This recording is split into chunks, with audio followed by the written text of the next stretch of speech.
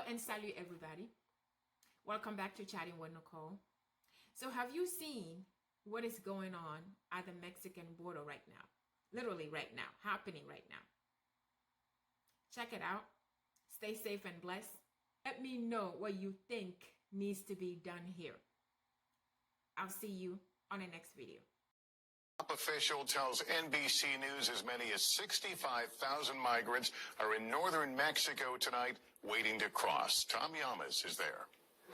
Tonight, long lines of migrants turning themselves in as time is running out on Title 42. Border officials urging those who crossed illegally to line up and get processed or face the consequences. How much confusion is there out there with Title 42 being lifted and the new Biden policy being enacted? They don't know who to believe. They don't know who to listen to. It's why some families insist on living outside the Sacred Heart Church in El Paso. This family is from Guatemala, traveling with their 3-month-old. They tell me they believe being processed means being deported. They've risked too much to get here to be sent back. The number of migrants now breaking records even before Title 42 expires. Yesterday, more than 11,000 illegal border crossings in just 24 hours. CBP processing centers over capacity, all after this message from President Biden. It's going to be chaotic for a while. The confusion has brought many migrants right here to an unofficial access point on the Juarez-El Paso border. Men, women, and children are waiting in 90-degree heat with no shade, hoping that they'll be allowed in to get processed. Homeland Security Secretary Alejandro Mayorkas today with this blunt warning to migrants. Do not listen to the lies of the smugglers. This is what will happen to you. You will be returned. But NBC News now learning the Biden administration is set to make a major change, preparing to direct Border Patrol agents to release migrants into the U.S. without an immigration court date and with no way to keep tabs on them, according to 3 sources familiar with the plans. Mayorkas insists it's a fraction of the migrants who are being released and they're vetted. Tonight, Republican lawmakers blasting President Biden. The Biden administration has failed the American people. He has failed our Border Patrol agents. He has failed our border communities, and he has failed America with his open border policy. Tom, you're on the Mexican side of the border tonight. Do you get the sense that the numbers of migrants are still growing?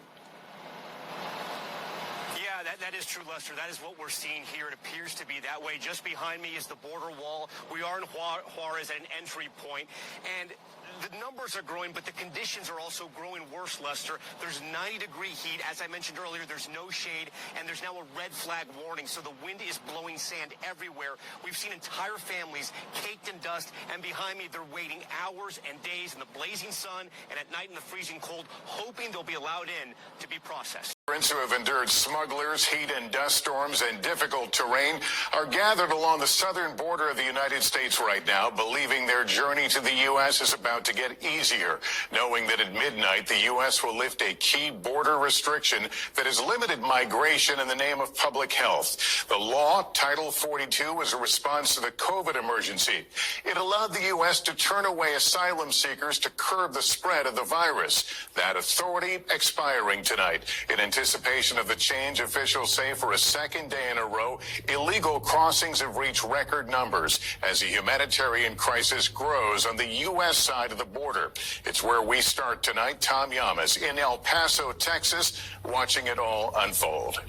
Tonight, Title 42 set to expire. Fears of a crush at the border leading to changes big and small. Troops now armed near the Rio Grande. New fencing going up outside of Juarez. And that massive crowd of migrants by the border wall waiting days to be processed, finally rounded up and put in single-file lines. The Biden administration trying to combat rumors spreading on social media that the end of Title 42 means a free-for-all. I want to be very clear. Our borders are not open. People who cross our border unlawfully and without a legal basis to remain will be promptly processed and removed.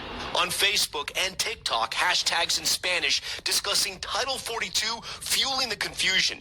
The New York Times reporting one video seen more than 96 million times falsely claims May 11th, you cannot be deported. Title 42 comes to an end. What did you hear on social media about the end of Title 42 and what would happen on May 11th? Imwainer Carcamo from Nicaragua told me he saw on Facebook misleading information about the change in policy that migrants would no longer be deported. Those rumors helping fuel the massive surge in illegal border crossings. DHS officials say a record high, more than 11,000 migrants were stopped by Border Patrol on Wednesday. A similar situation on Tuesday, when 17% were turned back because of Title 42. But the vast majority, 83% of migrants, were released into the U.S. to make asylum claims. I really don't think that all these people should be let in. I really don't. Republicans tonight blaming White House policies for sparking the chaos. Joe Biden has decided he wants an open border where anybody can come across the border. This is despicable what he's doing to American citizens. Border towns feeling the surge. Migrants arriving from Laredo, Texas, to Yuma, Arizona, to San Diego, California. I understand that everybody wants a better future, but they're taking our taxes, they're taking everything from us. Julissa Garcia lives in El Paso. She has 4 children and says her city is overwhelmed. She's worried about the safety of her kids. They're using Moorhead Middle School as an A shelter? like a shelter for the immigrants, and I think it's unsafe for my children because I have 3 of them next door on the other school. So Yeah, so it concerns you as a mom. yes, it does. But others who were immigrants themselves trying to help, remembering what it's like to have nothing and start from scratch.